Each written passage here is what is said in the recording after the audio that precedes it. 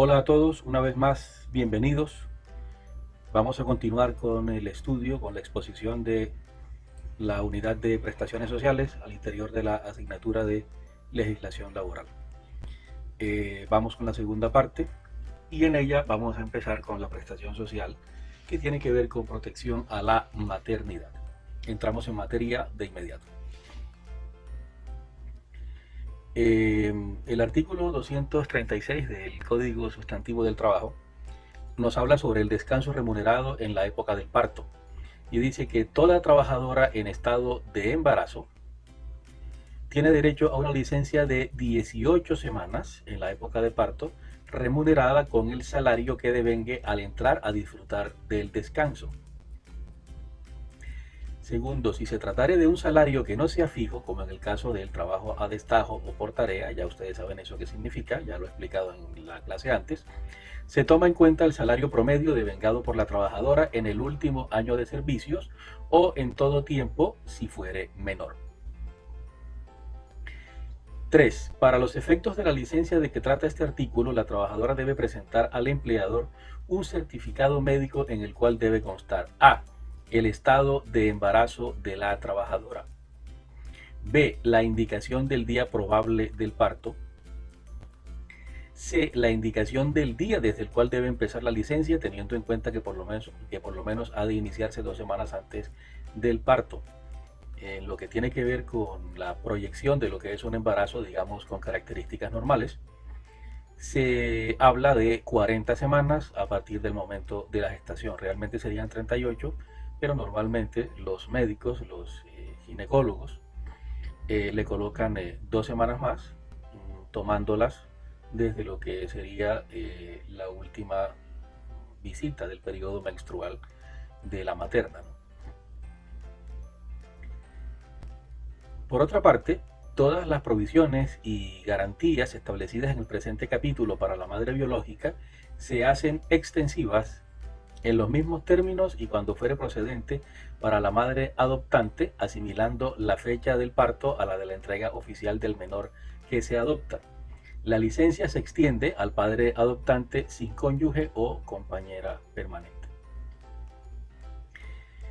Entonces, pues el asunto, ¿cómo funciona? Hablábamos de lo que es la extensión del periodo gestacional. Aquí vemos desde la semana 1 hasta la semana 40. No hay embarazo que dure más que eso, ¿no? Biológicamente no es viable que algo así pase. Bueno, se da la feliz noticia.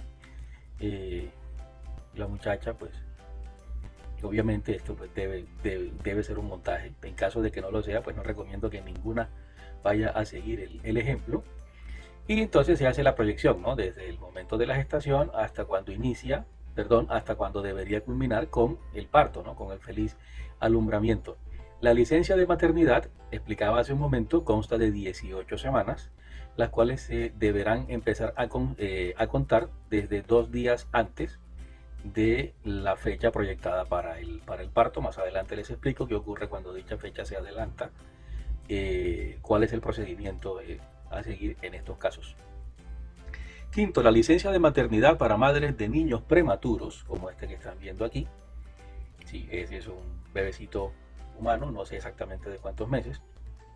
Bueno, se da la feliz noticia, pero resulta que el parto, en vez de ser entre las últimas semanas proyectadas, ¿no? A partir de la 38, se adelanta y el bebecito termina llegando en la semana número 32. ¿No? Observen la diferencia entonces, cuántas semanas se adelantó. A ver, pongamos como plazo la semana 40, si llega en la semana 32, pues se adelantó un total de 8 semanas. En este caso se tendrá en cuenta la diferencia entre la fecha gestacional y el nacimiento a término, ¿no? Entonces, la fecha gestacional, pues bueno, ya sabemos cuál es, y el nacimiento a término vendría siendo acá. Si hay 8 semanas de diferencia, pues entonces esas 8 semanas se sumarán a las 18 semanas que establece la presente ley.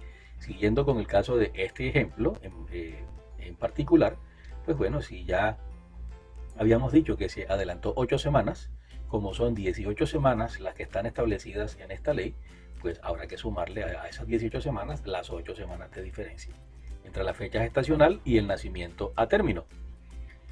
18 más 8 viene siendo 26. Entonces disfrutaría la materna de 18 semanas de licencia de maternidad.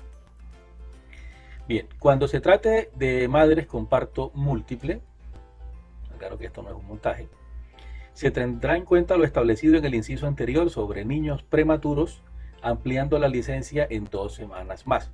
Entonces, bueno, esto no corresponde a esto que está acá, pero ambas fotos son verídicas. Y eso sí, pues me tomé el trabajo de investigarlo en internet. Este ha sido el récord mundial en cuanto a número de partos, en cuanto a parto, en cuanto a embarazo múltiple, perdón, ¿no? 11 en total. No son hijos de esta señora que está acá, esta no sé cuántos tuvo, pero de todas formas con el tamaño de esa barrigota, pues no sé, debieron ser como 4. Entonces, recuerden lo que he venido diciendo, ¿no? Que la licencia de maternidad son 18 semanas, se toman desde 2 semanas antes del día del parto. Ahora, supongamos que no existe solamente un parto. Supongamos que era un embarazo múltiple y pues bueno, va a haber un parto múltiple o una cesárea en la cual se extraigan pues todas las criaturas, ¿no? Que están dentro del vientre materno, ¿no? Entonces, listo, se mantiene lo de las 18 semanas, lo único es que se amplía en 2 semanas más, ¿no? A las 18 se le van a sumar 2. Por favor, tengan en cuenta, no estoy de ninguna forma diciendo que por cada niño extra que venga, o sea, a partir del segundo, se suman 2 semanas. No, son 2 semanas, sean 2 o sean 11. Igual siguen siendo 2 semanas. Sexto, en caso de fallecimiento de la madre antes de terminar la licencia por maternidad, ¿no? El empleador del padre del niño le concederá una licencia de duración equivalente al tiempo que le falta para expirar el periodo de la licencia posterior al parto concedida a la madre. Entonces, ¿esto qué es lo que viene significando? Una vez más, este es el periodo gestacional o embarazo hasta la semana 40. Pues bueno, la madre logra dar a luz, pero se producen complicaciones, lamentablemente fallece en la semana 34. Pues entonces las semanas restantes, ¿qué ocurre? Se le trasladan a la licencia de paternidad del padre para que pues él pueda culminar lo que tiene que ver con ese proceso. Obviamente no va a poder suplir biológicamente a la madre, pero de cualquier forma pues es su hijo y la ley hace ese reconocimiento para que pueda permanecer más tiempo con él. Suficiente va a tener ese niño con no contar con una madre por lo que le resta de vida, ¿no? Séptimo, la trabajadora que haga uso del descanso remunerado en la época del parto tomará las 18 semanas de licencia a las cuales tiene derecho de la siguiente manera. Entonces, bueno, aquí se me fue un poquito la mano. Ya sabemos, 18 semanas desde 2 semanas antes del parto, ¿no?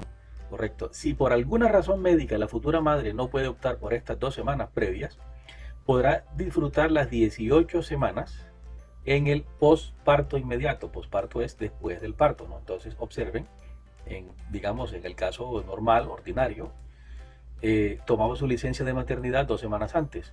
En este caso, como no la pudo tomar, porque hay madres que llegan a poder desarrollar sus labores de siempre, si trabajan en casa o trabajan fuera en alguna empresa, pues hay madres que tienen embarazos felices que les permiten estar hasta el último día, o sea, que están casi que dando a luz y todavía están trabajando. Bueno, algunas no todas, bueno, no todas son por embarazos felices, ¿no? Algunas pues sencillamente por necesidad, porque hay que producir la propia comida y pues la de los otros hijos, entonces se ven en la obligación de hacerlo. Pero bueno, como en este caso lo que nos ocupa es para aquellas que están empleadas, pues entonces ya saben, si no logró disfrutarlas antes del parto, las 2 semanas, pues entonces se ruedan desde aquí hasta acá y disfruta a partir del parto las 18 semanas.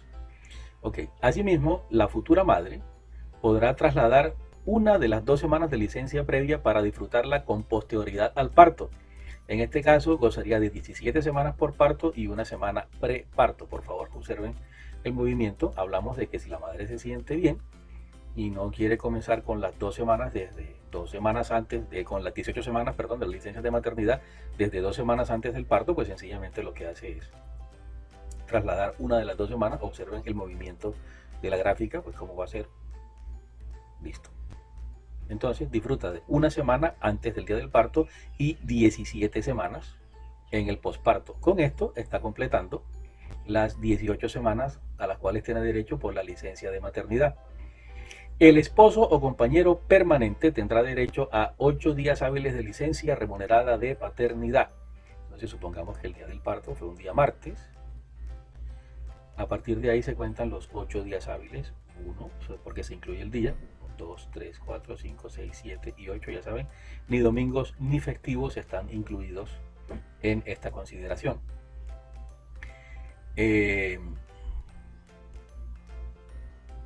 Esta licencia remunerada es incompatible con la licencia de calamidad doméstica y en caso de haberse solicitado esta última por el nacimiento del hijo, estos días serán descontados de la licencia remunerada de paternidad. Entonces esto lo que nos quiere decir es que, bueno, si usted tuvo un niño, pues ya sabe, no tiene derecho a la ley María, ¿no? En caso de que solicite licencia por calamidad doméstica y se demuestre y se compruebe, ¿no?, que la supuesta calamidad doméstica coincidió con los días del parto, no tiene carácter acumulativo y entonces los días que solicitó para atender la calamidad doméstica van a serles descontados de la licencia de paternidad. Esta diapositiva me gusta porque aquí mis estudiantes mujeres, por lo general cuando dicto la clase en vivo protestan, ¿no? Voy a extrañar esa protesta. Y dice, la licencia remunerada de paternidad opera por los hijos nacidos del cónyuge o de la cónyuge y también opera por los hijos nacidos por la compañera, ¿no?, a la que despectivamente llaman la otra, ¿no?, la sucursal, en fin, como le quieran llamar. De todas maneras, pues bueno, es otra señora que pues tiene un hijo y pues de cualquier manera merece respeto, ¿no? De pronto quien no sea tan respetable sea el causante, ¿no? Pero de cualquier manera, la licencia de paternidad, reitero, funciona tanto para los hijos matrimoniales como para los hijos extramatrimoniales. La ley no hace ningún tipo de diferencia. El único soporte válido para el otorgamiento de licencia remunerada de paternidad es el registro civil de nacimiento, este que están viendo acá, el cual deberá presentarse a la EPS a más tardar dentro de los 30 días siguientes a la fecha del nacimiento del menor. La licencia remunerada de paternidad será a cargo de la EPS, para lo cual se requerirá que el padre haya estado cotizando efectivamente durante las semanas previas al reconocimiento de la licencia remunerada de paternidad. En lo que tiene que ver con las maternas, la ley es bastante proteccionista, como debe serlo. Una mujer embarazada es lo más bello, es lo más delicado, se sienten muy vulnerables, hasta cierto punto pues están desvalidas. Entonces existe algo que se llama prohibición de despido con respecto a ellas. ¿Qué significa esto de la prohibición de despido? Pues ni más ni menos que ninguna trabajadora puede ser despedida por motivo de embarazo o lactancia. Entendiéndolo así, o sea, que las causas sean esos dos motivos que están ahí. Se presume que el despido sea efectuado por motivo de embarazo o lactancia cuando ha tenido lugar dentro del periodo de embarazo, dentro de los 3 meses siguientes posteriores al parto y sin autorización de las autoridades de que trata el artículo siguiente.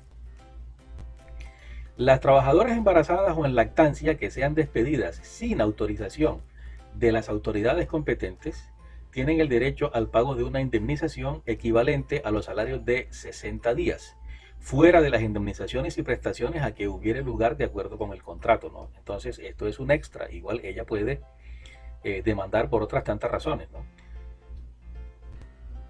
En el caso de la mujer trabajadora, además, tendrá derecho al pago de las 18 semanas de descanso remunerado a que hace referencia a la presente ley, si no ha disfrutado de su licencia por maternidad. En caso de parto múltiple, tendrá el derecho al pago de 2 semanas adicionales y, en caso de que el hijo sea prematuro, el pago de la diferencia de tiempo entre la fecha del alumbramiento y el nacimiento a término. Como se pueden dar cuenta, pues, reitero, existe una gran intención por parte del legislador colombiano de proteger a las maternas. ¿Cuáles son los descansos remunerados durante la lactancia? Bueno, existen unos descansos diarios, los cuales se dan durante los primeros 6 meses de vida del niño. El empleador está obligado a conceder a la madre 2 descansos diarios dentro de la jornada de trabajo estipulada, con duración cada uno de 30 minutos. ¿Esto para qué? Pues hombre, para que le pueda dar de comer a su hijo, para que pueda amamantarlo. Si mediare certificación médica en la cual se expongan las razones que justifiquen mayor número de descansos, el empleador deberá concederlos. No producirá efecto alguno el despido que el empleador comunique a la trabajadora que esté disfrutando de estos descansos, ¿no? Por lo tanto, ese supuesto despido será nulo. Si la despiden hoy, pues preséntese a trabajar al día siguiente, que está amparada por la ley. Y la protección de la materna prima por sobre cualquier otra consideración.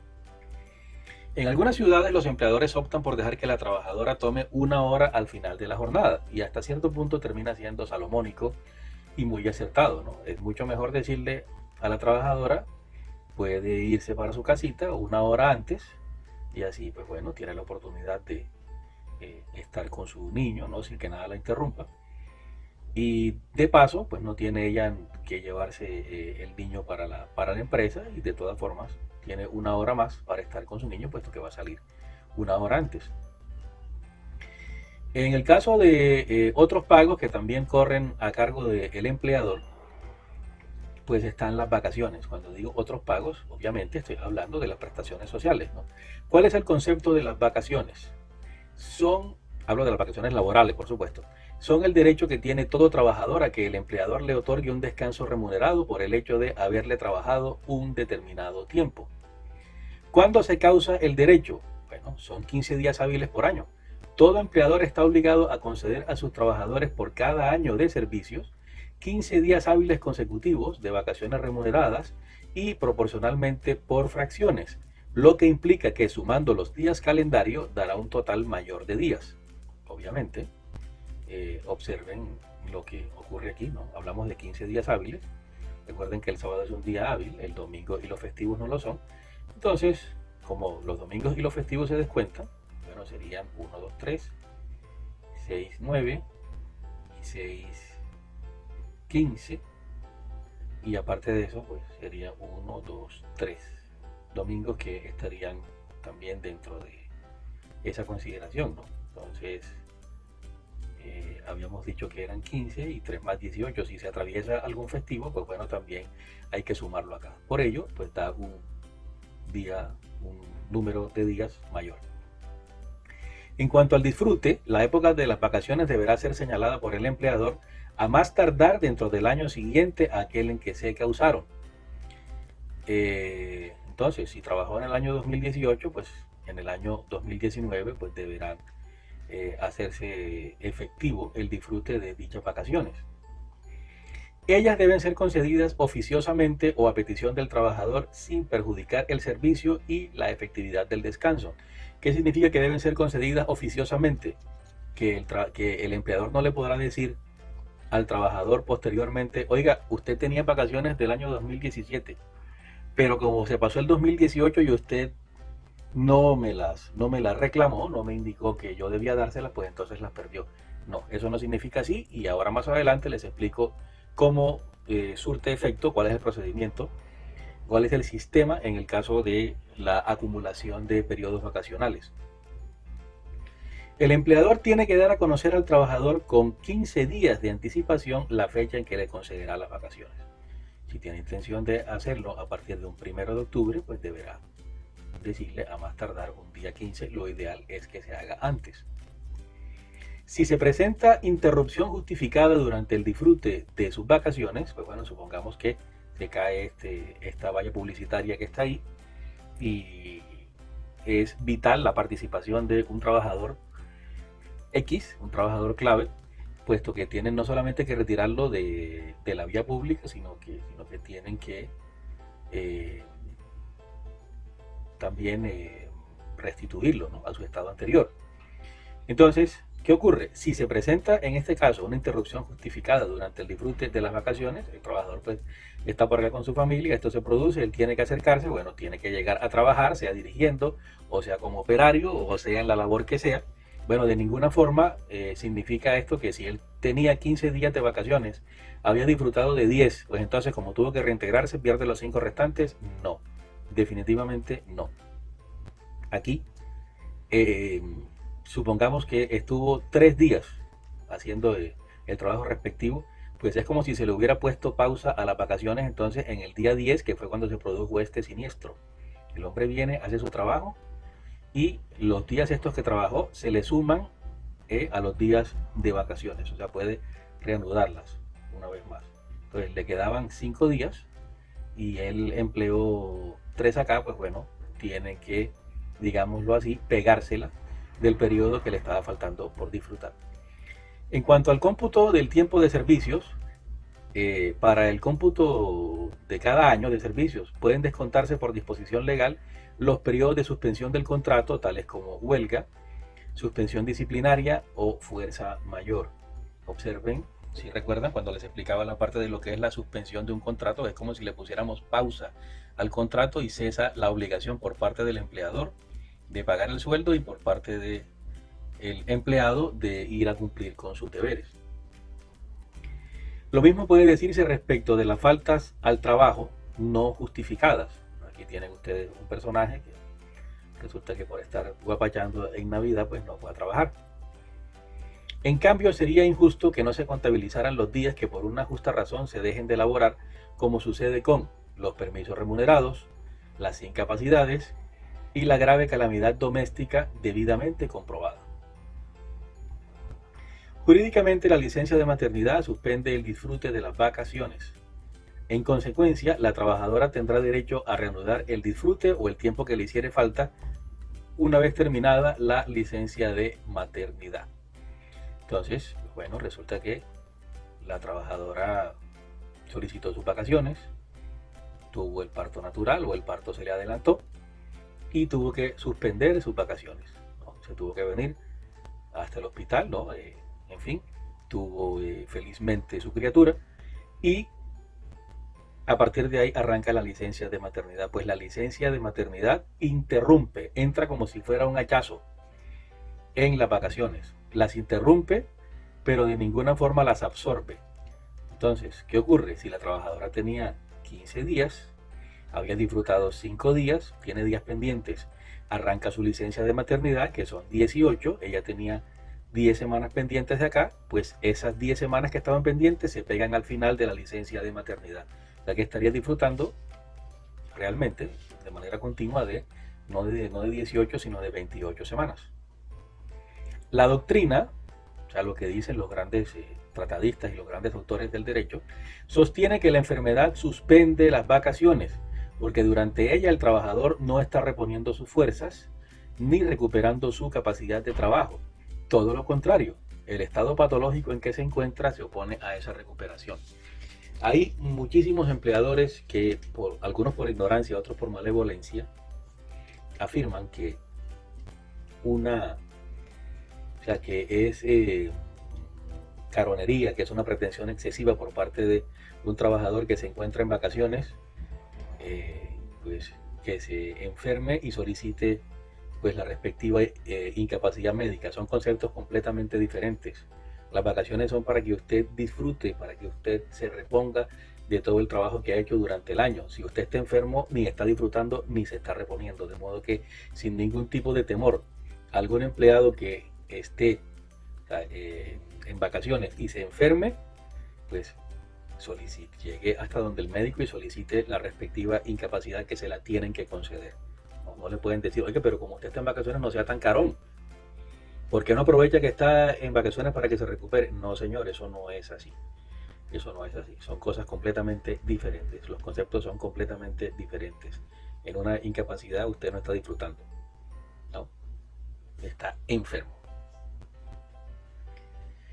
En cuanto al reconocimiento de las vacaciones en caso de retiro del servicio o terminación del contrato de trabajo, los trabajadores del sector privado que cesen en sus funciones o hayan terminado sus contratos de trabajo sin que hubieran causado las vacaciones por año cumplido, tendrán derecho a que éstas se les reconozcan y compensen en dinero proporcionalmente por el tiempo efectivamente trabajado. ¿Cuál es la naturaleza jurídica de esta prestación?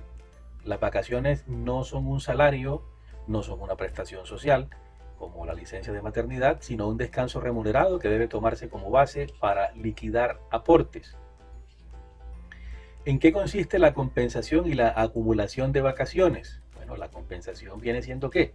Empleador y trabajador podrán acordar por escrito, previa solicitud del trabajador, que se pague en dinero hasta la mitad de las vacaciones, y el pago solo será válido si se disfruta en tiempo la otra mitad. Aquí hay un error que comete muchísima gente.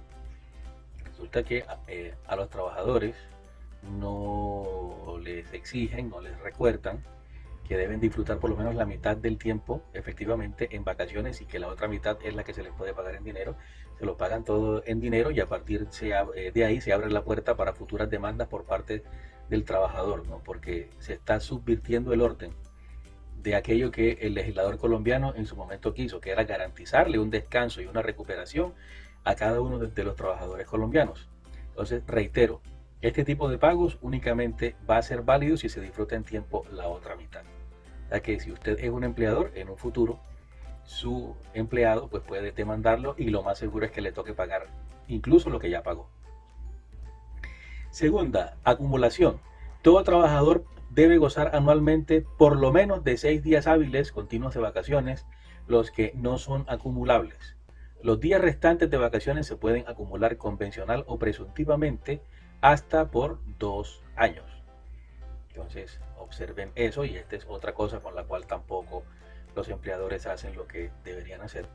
Si alguien tiene 15 días de vacaciones, no es posible acumularle los 15 días, se le irían a acumular 9. Recuerden que 6 debe tomarlos el trabajador. Sin embargo, los trabajadores, con tal de tener unos pocos días más de vacaciones, no le prestan ningún tipo de atención a esto, y por, digamos, fuerza de la costumbre y por fuerza del descuido, se ha ido, digamos, permitiendo lo que tiene que ver con esta parte.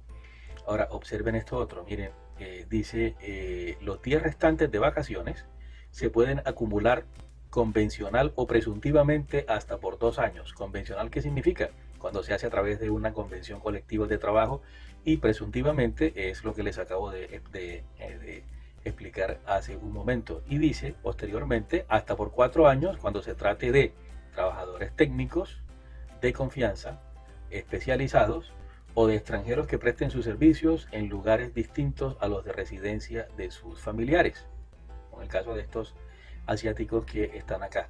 De modo que mucho cuidado con esto. Si alguien, por ejemplo, acumuló vacaciones en 2017, en 2018, pues entonces en 2019 debe tratar de disfrutar los por lo menos 2 periodos vacacionales que tenía antes. ¿Por qué?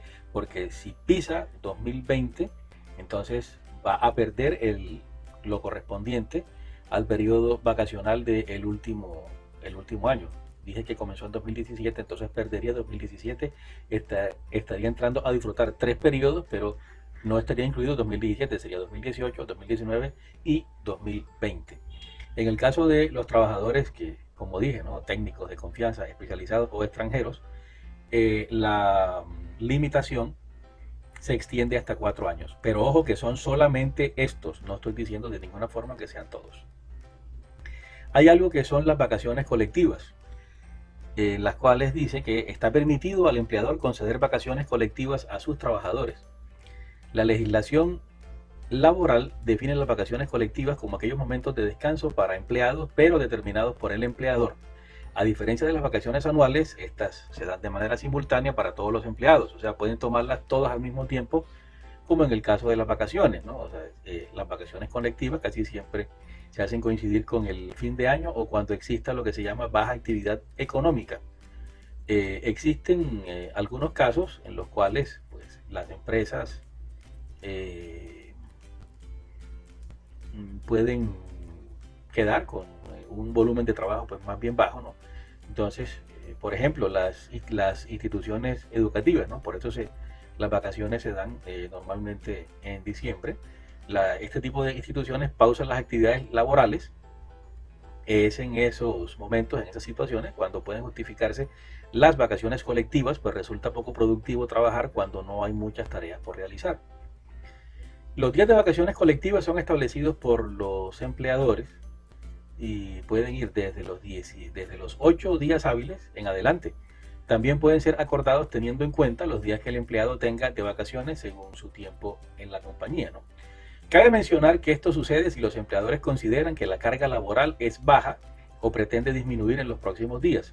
Aunque las colectivas son potestad de la empresa, es recomendable que la decisión sea siempre acordada con los trabajadores. Vamos a hablar de el último de los pagos, que viene siendo el auxilio de transporte. Por esto me preguntan también con alguna frecuencia. Entonces, empecemos por su concepto.